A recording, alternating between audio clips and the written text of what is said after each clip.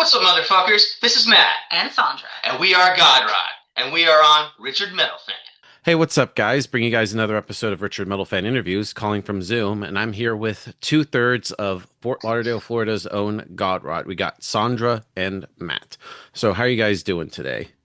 Doing pretty well. Doing well. Just excited to be on the podcast. Hell yeah, anytime, anytime. So, kind of what I want to talk about is sort of like you guys' musical history and sort of talk about like the history of God Rot. But let's just dive right back into the very beginning. I'm guessing for you, Sandra and Matt, what were the first bands that got you into metal and what made you want to play guitar and slap at a bass and all that good hoo-ha? I'll let you go first. Well, I started off when I was really young, maybe 10, 11, playing guitar. Dimebag Darrell, of course, was my biggest influence. Zach Wild, Kirk Hammett. So I started playing guitar. And of course, I got into, Pantera, Metallica, Fear Factory, and then it went down on a slope to Cannibal Corpse, Deicide, Morbid Angel, and then I started getting into the heavier music. And then I played keyboards in a band for a little while. And at that time, we lost our bass player, and they were like, well, why don't you play bass? I was like, I never played bass. And I think this was in the early 2000s. And I gave it a shot, and I fell in love with it. So I've been playing bass ever since. All right. And what about you, Matt? I started playing guitar when I was about 10. I started, listening to alternative rock music, a lot of grunge. I was a big Smashing Pumpkins fan. I think that's what inspired me to play guitar, and just wanted to play some cool stuff like Billy Corgan. And, Yeah. and as I progressed through my musical journey, I kind of got into heavier music. The bigger bands of the time, Marilyn Manson and White Zombie and all that good stuff. And yeah, then I kind of went down the metal rabbit hole and just started looking for heavier stuff. Started God Rod about 10 years ago, and it was actually a project with some guys I work with. And we said, hey, I play guitar. Oh, I play bass. Oh, I play drums. And or not drums, vocals. And we kind of just went from there, and then the band has evolved. Sondra joined us about 8 years ago, and so she's kind of an OG, and it's been been the journey so far. Yeah. Yeah, but I was curious, like, what were you guys' bands before you started up God Rot? What was that? What were like the bands, were like any of you guys in any bands like before starting up God Rot? Yes, I was in a bunch of bands. Ew, I I'd love hope. to hear the in-depth of that. What was that? That I like to hear like the in-depth version. Oh, yeah. I mean, I started playing in a band called Human Factors Lab when I was in my early 20s, and we toured for 3 years with Mushroom Head.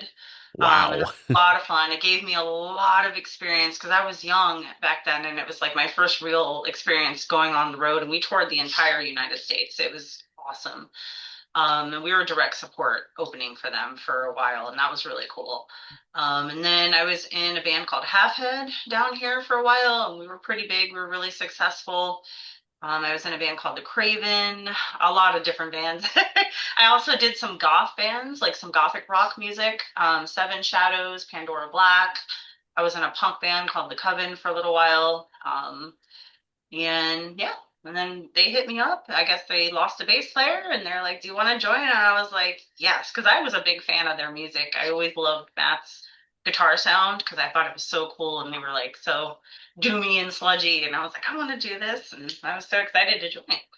Yeah. Yeah, then of course forming God Rot, like the band formed in 2016, so 10 years of God Rot. Like did you think it'd be around for 10 years? No, I didn't know if we'd be around 10 weeks. But yeah, like I said, the band's kind of gone through an evolution. We started as a four-piece. We had another singer, and as things evolved, he left, and I took over the vocals. I kind of started as I had a band back when I was about 16 in high school called All for Nothing. We were like a I don't want to use the word emo, but like a pop punky kind of band. And, we did that for a while. And then I just kind of took a little bit of time off from music, had a child, and that took up a lot of my time. So I focused on that for a bit. And, an opportunity presented itself, get back into playing. And so, yeah, 10 years ago, I started God Rot with some other guys, and it has definitely outlived my expectations. and I couldn't be happier with where we're at. I think we're in a really solid place. Yeah. And do you remember some of those like first shows as Godrot? Like what was like that first show experience like playing I think live? like we were kind of the mindset where we said, okay, we're just gonna play as many shows as possible. We don't care where they are, who they're with, what time of day, and we kind of just jumped on everything we could. I think we played 4 shows in the first 8 days that we were a band, or not that we were a band, but since we started playing shows, and we just hit it heavy, and we we played with whoever wanted to put something together. And I think our first show was at Propaganda, actually, back almost exactly 9 years ago, like in February 2017. We played at Propaganda, which is a big club down here. They have a ton of shows, all days a week. And then we played a festival that our singer at the time put together the next day. And then the next weekend we played 2 more shows. So it was a pretty whirlwind start to the band, honestly. But it paid off. We kind of got our name out there, and people started to realize that, hey, these guys aren't too bad, and started getting on bigger and better stuff, and here we are. Yeah. Yeah, but tell me about making like the self-titled album, which came out in 2022. So what was sort of like the whole mindset and the writing and recording process being it was sort of the debut full-length God Rod album? The mindset was just that we wanted to take the best songs that we felt we had and get them down. Um, we contacted Derek Roddy, who is an incredible drummer and an excellent producer down here. We went to his studio. We laid down, what did we lay down 8 tracks in 2 days or something like that. And so we were grinding at it. The writing process, I don't think there was really like a conceptual writing process for the album. It was more of just like, hey, what are our best songs? Let's put them together. Let's get them recorded, get something out there, because we didn't really have anything at the time. And sorry, cat entered the room. And we, Box to be exact. this is a multi-purpose room here. If you hear any scratching, just ignore it. So, anyways, Things that yeah. happens in So yeah, I think interviews. the mindset was just get our name out there, and I think we did that. I'm pretty happy with the way the album came out, and we're trying to put something together for number 2. We had a little bit of a start and stop thing with that. We got some of the tracks laid down for like a new EP, but we had some life stuff come up, and so we looking to get back in the studio, but hopefully we're gonna have a second album coming out here in the next. Yeah, because we've written some really good heavier new material since the first album, and really cool stuff, and I'd love to get it recorded and out there because it's like heavier, a little bit of a different sound, so it's kind of cool to have the to have the mix. So hopefully we can get that finished, this year. That would be the goal. Yeah. Yeah, and I'm always curious because it was like 8 years between like the start of the band till the recording, the first album came out. I was just curious, like why it's sort of like that almost kind of like 6 year Yeah. gap. Well, they started recording something. Yeah, we had a few start and stop projects that we tried to do with some people that we knew that didn't really come out the way we expected or were happy with, and we wanted to really release something that that had a good quality sound. And when we found that with Derek, it just took us a while to find the right fit as far as getting things recorded. Um, so yeah, that's the reason it took us so long. We had some personnel changes, just a lot of different factors. Like I said, we started playing a lot of shows, so it was hard to find time for actually setting time aside to record, and so just a lot of life complications and stuff like that, and changes in the band, and not really getting what we were expecting out of some other attempts that we made to record. We tried to do some stuff ourselves. We tried to do some stuff with some people that we just it just didn't work out. Yeah. Basically. So luckily I've been friends with Derek for a long time, and he, was like down to record us, and he started doing a lot more studio stuff because he took a break from doing recordings at his studio for a little while to do some touring and some drum Yeah. clinics around the world. Yeah. It's hard Very to film underrated a drummer band. in my opinion. Yes, and he's been busy this Yeah. past And I year had and a no half idea that with he records. I Anthrax. thought he just plays drums. I had no idea he No, he's records. he's amazing. He has a cool studio, and he's so nice because he does record a lot of bands down here in South Florida, and it's really nice of him to do Yeah. that. He's really, really talented and really Yeah. quick and Uh, just Yeah, get her. same. Because I remember seeing him like many years ago. He auditioned to be in Dream Theater, but of course he didn't get the gig. And I was like, wow, this guy is awesome. Oh yeah, He's pretty he's so good. good. Yeah. Yeah, but talking about like that the album, like I remember seeing like the album artwork. I thought just judging from the artwork, it looked like it could be like a '70s kind of like rock kind of album. But when I listened to it, I was kind of like I was surprised. Yeah, Something our drummer came up with, and I was like, "That's cool. Let's go yeah, with that was all Johnny. He was the mastermind behind that artwork, and we have a whole thing with Coors, and we like Coors, and we model our logo after Coors, and we Yeah, got let's hope they the don't sue mountain you on guys. the album cover, and I think there's a lot of metal bands that get bogged down in trying to have like this super heavy aesthetic and be like intimidating. And I think with us, it's more we just want to have a good time Yeah.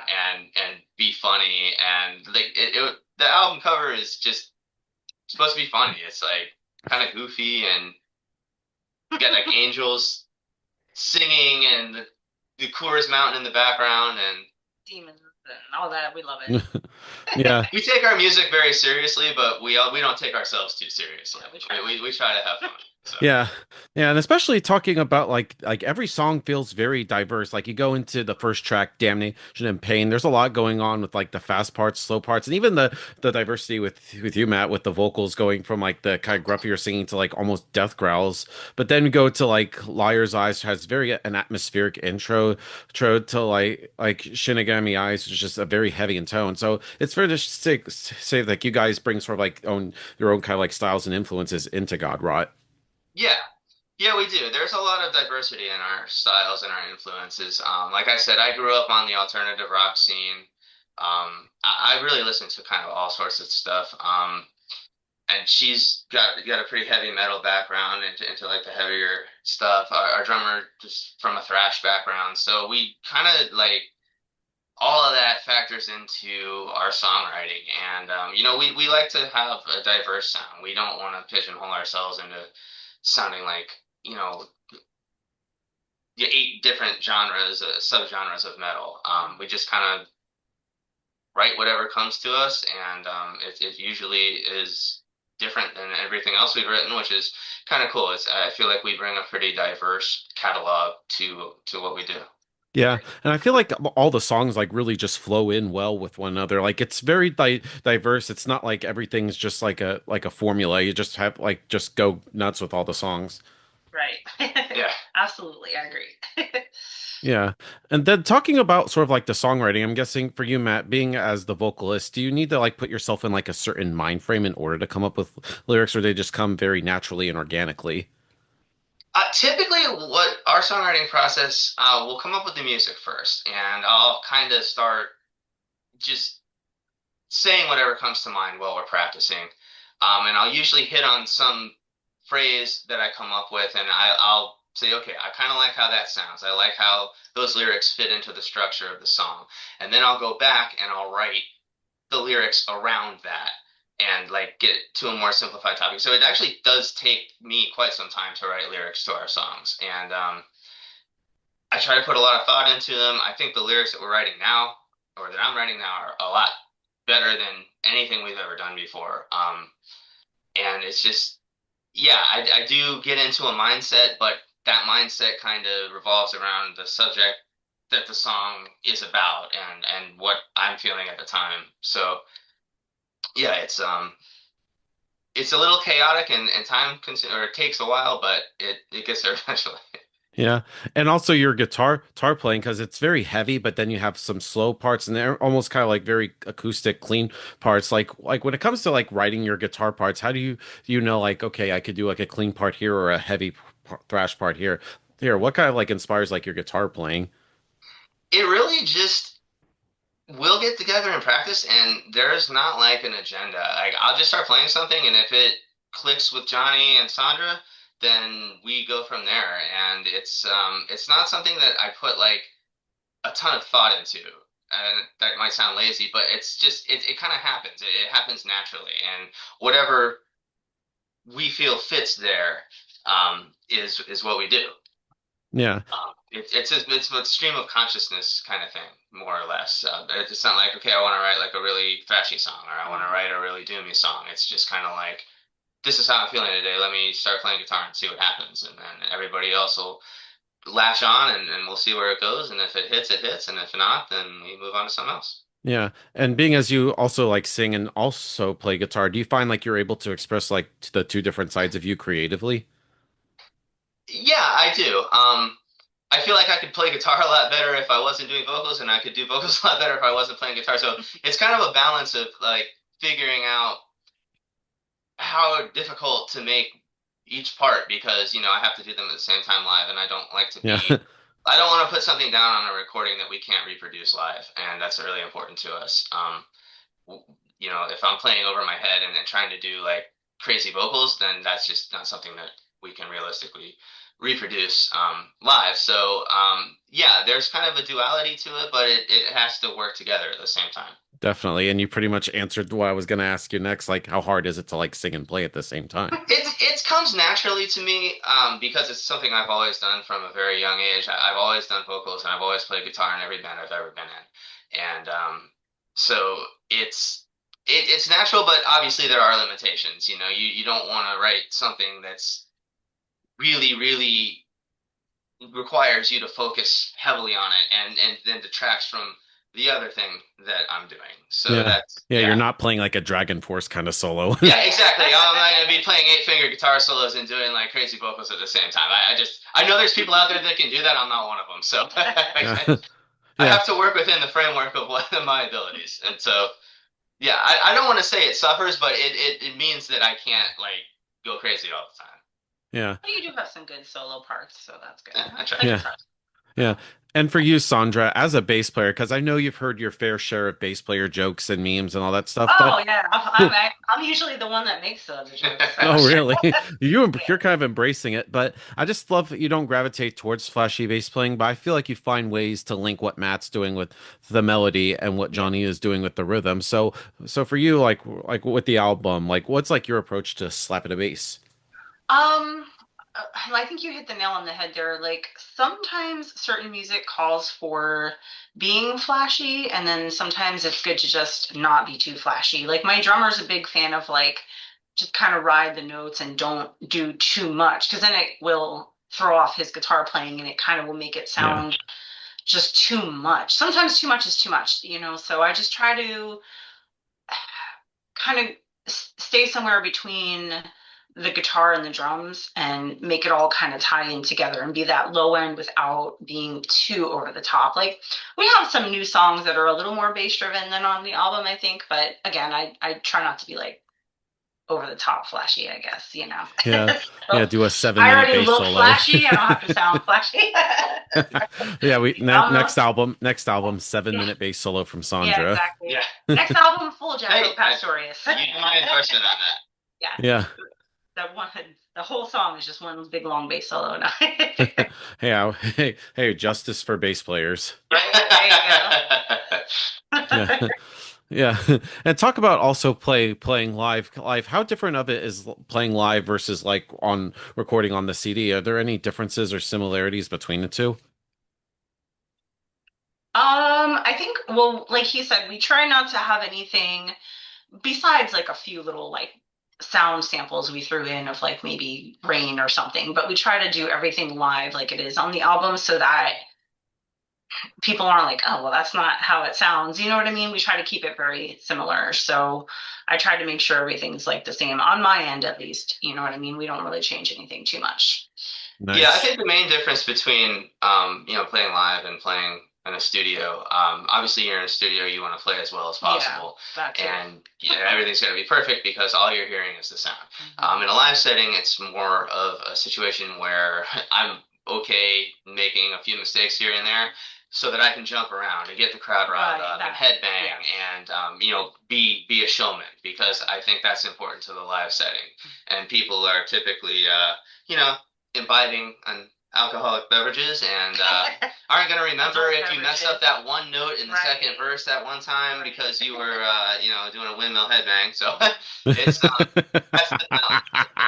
So there's Right. definitely a lot of room for error in Error. a live Yeah, setting as opposed to the studio. And I have yeah. a wireless, so I tend to, especially on our last, like we always end with Yoko typically in our sets, and I try to like make sure whatever stage we're on, if I can get down to the crowd and go like headbang and dance with the crowd, say hi to people, even give them the bass or let them play some notes. It's like whatever, it's fun, it gets people Yeah. going. You know what I mean? Because if not, you're just standing there watching like a stagnant show the whole time. It's like you got to get You into gotta it. have some level of spectacle to Yeah, it. Just you got to have a a little little bit.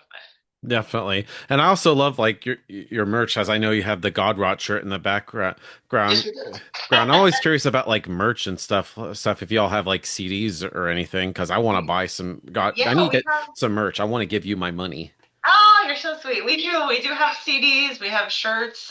We I think are out of hats, but we have to make more. We have koozies, stickers, buttons, picks, like guitar picks. Am I forgetting anything?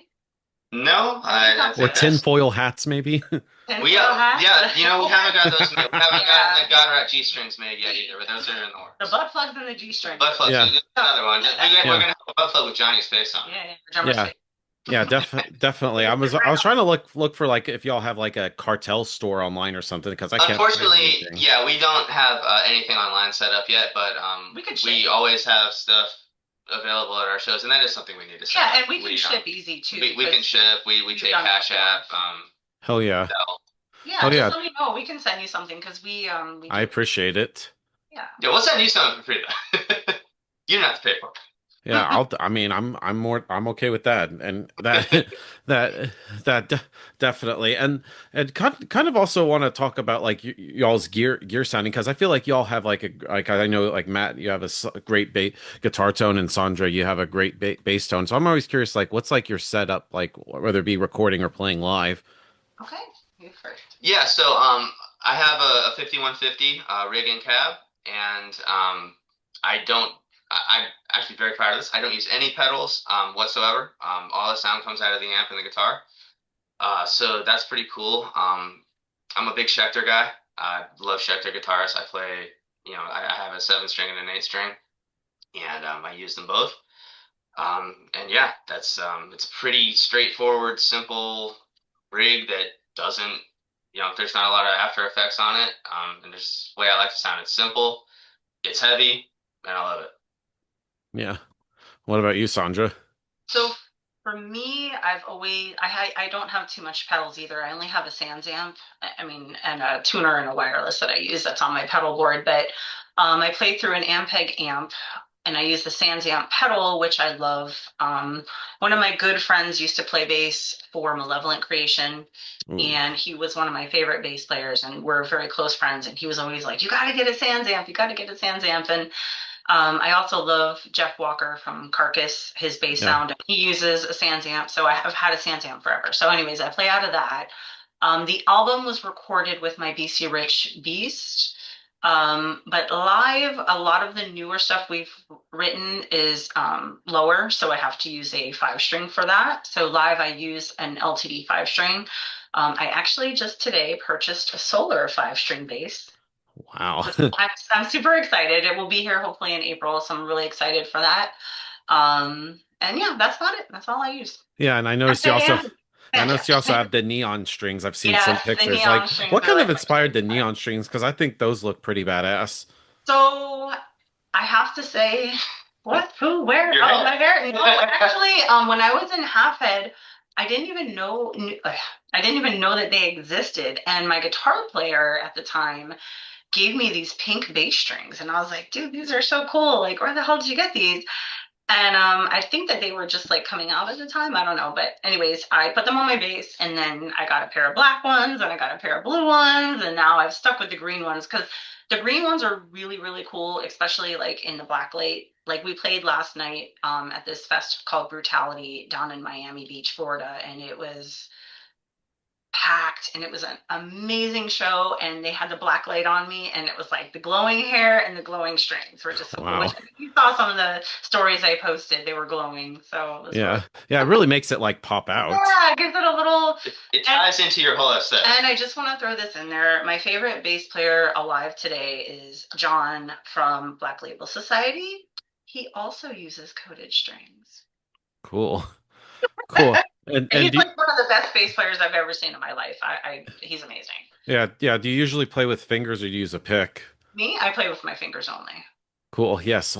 Yes. And there's all, yes. And I know there's always like bass players that play with a pick. There's always those bass player elitists that are like, picks are for pussies, man. Picks are for pussies. Yeah, I think Like, I mean, honestly, I think it's before you say anything. I think for the most part, it's a guitar player thing because I think a lot of the guys who grew up playing guitar and then they move to bass like to use a pick because they want to feel like they're still like guitaring it out, you know? However, I have to commend this guy right here because he started playing bass a little bit ago in a band and he plays a six string bass and he uses his fingers and he's amazing at it. And he came straight off of playing guitar to playing bass for like the first time yeah. right there with the fingers. I So guess as a guitar player, that must feel almost kind of like a demotion to play bass.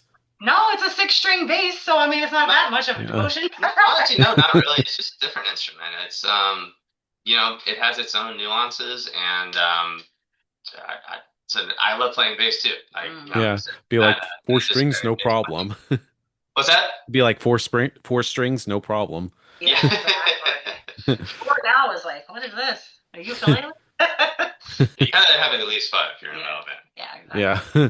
Yeah. And also sort of like in the end to sort of wrap things up, what's next for God Rot? Because I know you mentioned that you were working on an EP. It's just anything else you like to plug in terms of like maybe a mini tours or shows and stuff. Okay. Yeah, right now we don't have like a whole lot of shows set up.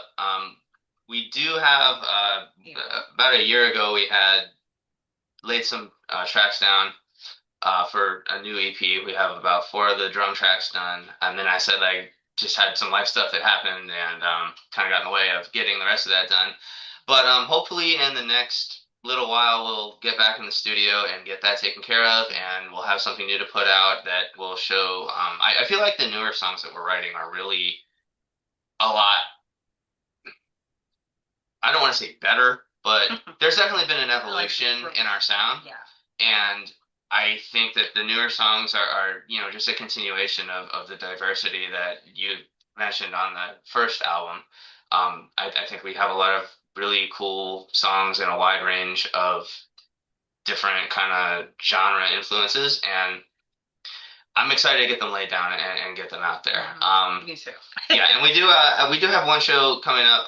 Not exactly sure who's on. I know we're playing with Rise on April 24th. That's in Propaganda. Propaganda Lake Worth. in Lake Worth, Florida. So we have like a metal fest. I think we're playing in Tampa. Yes, right? and then I can't remember the exact date. I think it's July 31st or August 1st. We'll be up in Tampa at the Florida Extreme Metal Festival. But I don't think that's been announced yet. So yeah, we're still like. but yeah, I'm pretty sure we're going to be on that too. So yeah, that's what we've got going on right now. Yeah, you got to come up to Georgia for a show. Like you're almost there. Like I'm like right above you. Yeah, well, I'm actually from Georgia, so. Oh, really? Yeah, I'm Nice. from Atlanta. Oh, cool. I'm like about 45 minutes north of there. Okay, There, cool. nice. But thank you guys for coming on. It's great Thank to you. hopefully spread the word of God Rod. It's just any Yes. final words you want to say to the viewers that are watching this to close this out. Um, yep, yeah, check us out. Just we're on all the streaming services: Spotify, Apple Music, iTunes. Wherever you stream music, you can find us. God Rot. There's a hyphen in it. Apparently, that makes it difficult for some people to find. So it's God dash Rot. And yeah, check us out. If you're in the Florida area, come to our shows. We definitely bring our A game when we play. We try to make sure everybody has a good time. And yeah. Follow us on social media as well. GodRod Official on Instagram, GodRod on Facebook. We have a very entertaining Instagram. There's a lot of fun stuff that we post on there, a lot of fun videos. So a lot of people follow that and love that. So that would be awesome. Nice. So everybody, God Rot, and we'll see you next time.